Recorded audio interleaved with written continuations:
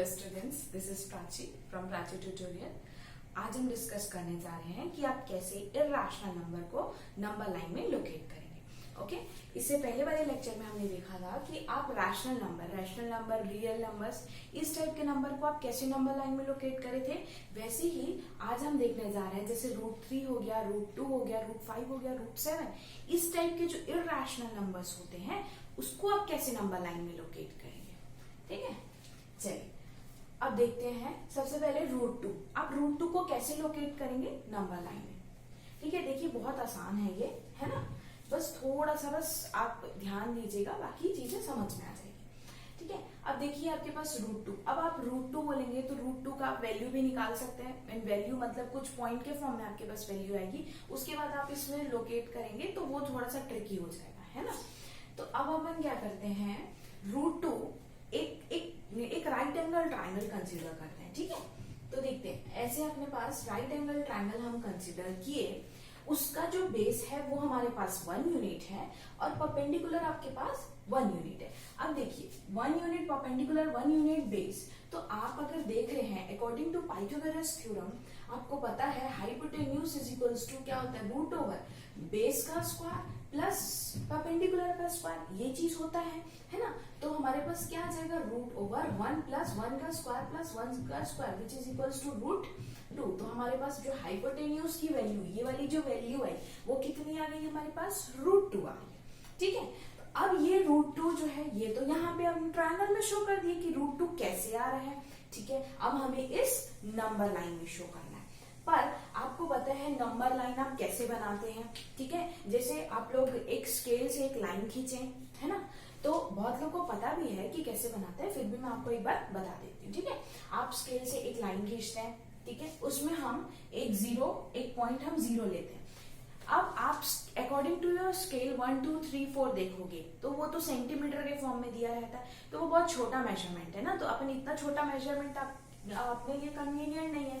इसलिए हम क्या करेंगे कि आप जो है स्केल से कोई भी मेजरमेंट, जैसे 3 सेंटीमीटर को आप 1 यूनिट मान के चल सकते हैं, या 4 सेंटीमीटर को आप 1 यूनिट मान के चल सकते हैं, या फिर आप एक राउंडर के हेल्प से, है ना, राउंडर के हेल्प से आप कोई भी एक पर्टिकुलर मेजरमेंट लेंगे, है ना, कुछ ज्यादा नहीं, मतलब छोटा सा मेजरमेंट अगर आप लेते हैं, है ना, तो कोई भी एक मेजरमेंट लेके उसको आप 1 यूनिट मान के आप इस तरीके से ऐसे यहाँ पे 0 पे पुट करके आर्क काटेंगे, फिर यहाँ पे पुट करके आर्क काटेंगे, तो इस तरीके से आपके पास इक्वल मेजरमेंट का पॉइंट आ जाएगा। ठीक है, यहाँ तक आप लोगों को क्लियर हो रहा है। ठीक है, इसको मैं राउंडर से नहीं बता सकती, इसलिए इस तरीके से मैंने किया है। अब आपका जो है ये जो आपने नंबर लाइन बना लिया, इधर नेगेटिव साइड भी आप कर सकते हैं, बट अभी हमारे लिए उधर का जरूरत नहीं है, इसलिए हम उधर नहीं किए। बाकी ये आपका पॉजिटिव साइड हो गया। ठीक है, अब हमें क्या करना है, अब √2 को इसमें लोकेट करना है, तो हम क्या करेंगे, ये जो इसका बेस है ना, ये बेस है आपके पास 1 यूनिट, तो हम यहाँ पर इसको हम इसका ट्रायंगल का हम बेस मान के चलते हैं 1 यूनिट। तो यहाँ पे लेट अस कंसीडर A और B पॉइंट लेके चलते हैं, ये वाला जो बेस है वो हमारे पास ये आया, तो ये हमारे पास 1 यूनिट। अब आप देख रहे हो बेस से एक परपेंडिकुलर ड्रॉ हुआ है, वो भी आपके पास 1 यूनिट का हुआ, तो हम यहाँ बेस से एक हम ऐसे करके परपेंडिकुलर ड्रॉ कर लेते हैं। ठीक है, ये ऐसा एक ऐसे करके परपेंडिकुलर ड्रॉ करते हैं बेस से। ठीक, तो एक परपेंडिकुलर ड्रॉ कर लिए, ये है हमारे पास 1 यूनिट। अब आप जो है कैसे मेजर कैसे करेंगे यहाँ पे 1 यूनिट, वैसे ही आप पहले एक लाइन ऐसे आप ड्रॉ कर लीजिएगा, है ना, ऐसे आप एक लाइन ड्रॉ कर लेंगे।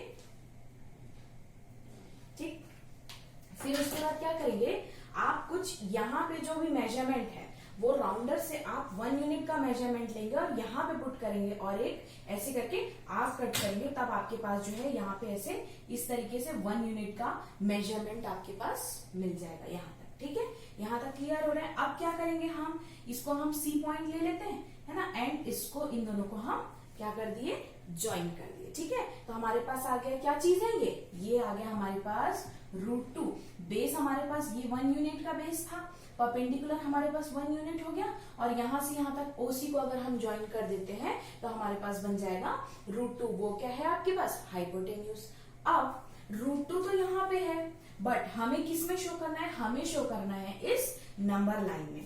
तो हम कैसे शो करेंगे, हम क्या करेंगे, राउंडर लेंगे, ठीक है। अब राउंडर लेने के बाद ये जो ए और सी का मेजरमेंट ऐसे करेंगे, है ना, ये देखिए राउंडर से नहीं, यहाँ पे नहीं कर पा रहे हैं, ठीक है। ए सी का आप मेजरमेंट लेंगे, मतलब हम क्या करेंगे, ए सी को हम रेडियस मान के चलेंगे, ठीक है। ये radius with A as a centre, है ना, ए सी हमने मेजर किया है यहाँ पे, with A as a centre, यहाँ पे आप ऐसे सेंटर करके रखेंगे और ए सी का मेजरमेंट लेंगे राउंडर से। उसके बाद आप क्या करेंगे, यहाँ पे ऐसे मेजरमेंट किए और यहाँ पे इस तरीके से आप आर्क ड्रॉ करेंगे इन नंबर लाइन, मतलब ऐसे आपके पास बनेगा कुछ इस तरीके से आर्क बनेगा। मतलब आप अगर राउंडर से ये ए और सी को मेजर किए, ए सी का मेजरमेंट, और यहाँ पे आप सेंटर लेके इस तरीके से आप आर्क ऐसे करके ड्रॉ करेंगे इस तरीके से, ठीक है। यहां तक आप लोग को समझ में आ रहा है, ठीक है। तो ये वाला जो पॉइंट इस लाइन पे हमें क्या करना था, ये √2 को इस लाइन पे लेके आना था। तो हम क्या किए, यहाँ पे ऐसे राउंडर रखे, ऐसे करके मेजर किए, तो ये आर्क बना और ये वाला पॉइंट आपके पास क्या हो गया, ये पॉइंट आ गया हमारे पास √2, ठीक है। अब आप बोलोगे ऐसा क्यों हुआ, वो इसलिए हुआ कि अगर आप ये वाला मेजरमेंट लेते हो, है ना, एंड ए को सेंटर रख के अगर आप ऐसे आर्क ऐसे ड्रॉ कर रहे हो, तो आप देखो ये तो पूरा एक सर्कल बन रहा है ना, with A C as a radius, मतलब √2 आपका जो मेजरमेंट है वो किसी एक सर्कल का रेडियस है ना। तो हम इसको बस यहाँ पर से सिर्फ यहाँ पे ही तो लाए। अब आप √2 को चाहे यहाँ पे पॉइंट √2 लिख लो, चाहे यहाँ से यहाँ तक, मतलब यहाँ से यहाँ तक भी √2 लिख लो, यहाँ पे √2 लिख लो, सब कुछ वही है ना भाई, रेडियस है। तो ये इस तरीके से यहाँ पे आ गया आपके पास √2 की वैल्यू। तो हमें इस लाइन में बनाना था, इसलिए हम यहां से आर्क लेके इस लाइन तक कट किए। ये चीज आप लोग को क्लियर हो रहा है। तो हमारे पास √2 की वैल्यू इस तरीके से हम फाइंड आउट करते हैं, मतलब √2 को आप नंबर लाइन में इस तरीके से रिप्रेजेंट करते हैं। यहां तक चीजें क्लियर हो रही है, ठीक है। देखिए इस बोर्ड में जो है थोड़ा सा दिक्कत हो रहा है यहाँ पे आर्क वगैरह बनाना, है ना, बट आप एक बार खुद से जो है विथ राउंडर आप ट्राई करके देखिए, आपके पेपर में एक्यूरेट जो है आपका यहाँ पे √2 का पॉइंट आपको मिल जाएगा, ठीक। यहाँ तक क्लियर हो रहा है आप लोग को। अब नेक्स्ट अपन करेंगे वो है आपके पास √3, आप इसको नोट डाउन कर लीजिए, फिर नेक्स्ट हम √3 पे चलते हैं।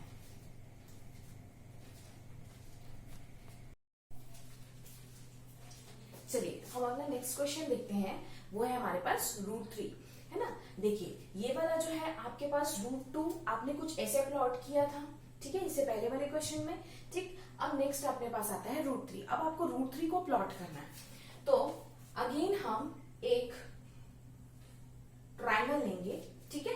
अब इस ट्रायंगल में मतलब जैसे हमने √2 को क्या किया था, हम उसका बेस और जो परपेंडिकुलर है उसको हम 1 यूनिट कंसीडर किए थे। इस वजह से यहाँ पे जो उसका हाइपोटेन्यूज आया था वो कितना आया था, वो आया था हमारे पास √2। वैसे ही अब हम इसमें कुछ कंसीडर करते हैं, हम लेके चलते हैं, जैसे सपोज यहाँ पे इसका बेस आपके पास √2 है ना, और परपेंडिकुलर हमारे पास 1 है। तो अब अगर आप देखते हो तो क्या हाइपोटेन्यूज आ रहा है, क्या देख लेते हैं। हाइपोटेन्यूज इज इक्वल्स टू क्या होता है, ये हो जाएगा बेस का स्क्वायर प्लस परपेंडिकुलर का स्क्वायर। तो ये हमारे पास आ रहा है 2 + 1 इज इक्वल्स टू आ रहा है हमारे पास √3, है ना। तो हमारे पास अब हाइपोटेन्यूज आ रहा है हमारे पास √3, ठीक है। तो आप ये बोल सकते हैं क्या कि अगर हमें √3 को प्लॉट करना है, तो हमें मतलब √3 को अगर लोकेट करना है लाइन में, तो पहले हमें √2 को लोकेट करना पड़ेगा, देन उसके बाद आप √3 को लोकेट कर सकते हैं। ऐसे ही हर इर्रेशनल नंबर, जैसे सपोज कोई भी आपके पास इर्रेशनल नंबर है √m, ठीक है ना। तो अगर आपको √m को लोकेट करना है, तो आपको सबसे पहले √m-1 वाली वैल्यू को लोकेट करनी पड़ेगी। मतलब हम बोल सकते हैं ना, अगर हमें √3 को लोकेट करना है, तो हमें सबसे पहले, इससे पहले हमें क्या चीज लोकेट करना पड़ेगा, √3-1। मतलब हमारे पास क्या जाएगा, √2 को आपको पहले लोकेट करने पड़ेंगे, ठीक है।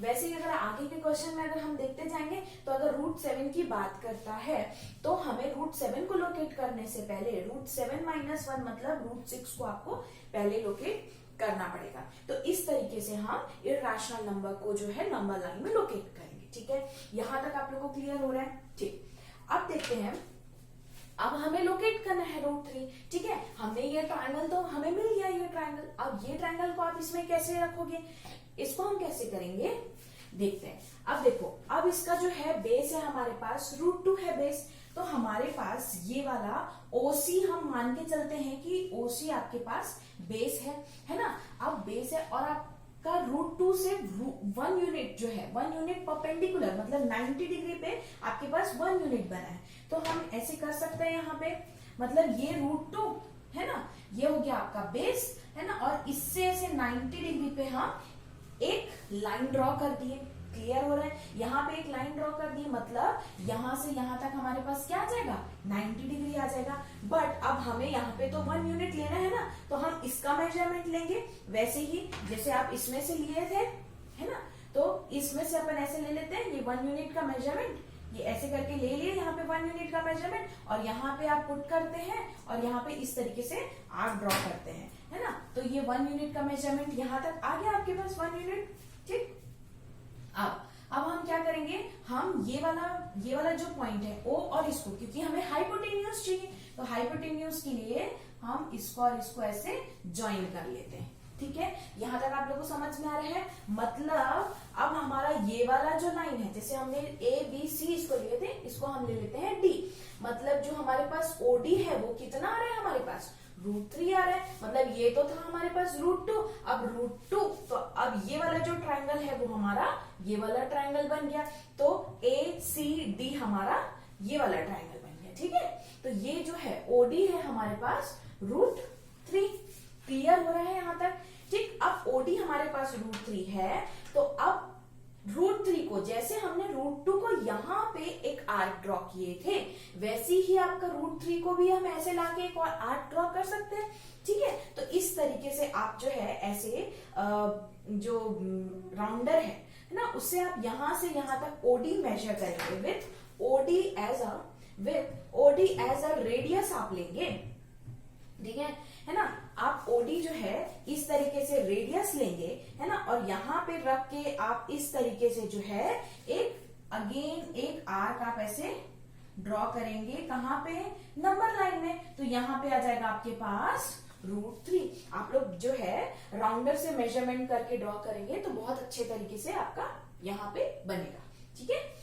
तो ये आ गया हमारे पास √3 का मेजरमेंट, मतलब ये वाला जो सर्कल अगर हम यहाँ पे ड्रॉ करते हैं तो ये √3 रेडियस का सर्कल हो जाएगा, और ये जो छोटा सर्कल अगर हम ड्रॉ करेंगे तो वो √2 रेडियस का सर्कल हो जाएगा, ठीक है। यहां तक क्लियर हो रहा है? जैसे हम √2 को यहाँ पे प्लॉट किए थे, एग्जैक्टली ही यहाँ पे √3 को हम प्लॉट करेंगे इस तरीके से, ऐसे करके एक आर्क कट करेंगे, तो यहाँ पे वाला पॉइंट आ गया हमारे पास √3। इसका मतलब हम ये बोल सकते हैं क्या कि इस नंबर लाइन में चाहे आप रियल नंबर्स की बात कर रहे हैं तो उसमें रैशनल नंबर, इरैशनल नंबर, हर पॉइंट जो है, हर एक पॉइंट जो है स्पेसिफाई करता है रैशनल इरैशनल नंबर। मतलब अगर यहाँ पे ये वाला पॉइंट अगर √2 है ना, तो आप कोई भी पॉइंट दूसरा पॉइंट को नहीं बोलोगे कि यहाँ पे एक और पॉइंट आ सकता है, मतलब कोई और वैल्यू नहीं हो सकती, सिर्फ और सिर्फ √2 का ही ये पॉइंट है, मतलब एक यूनिक पॉइंट को रिप्रेजेंट करता है, ठीक है।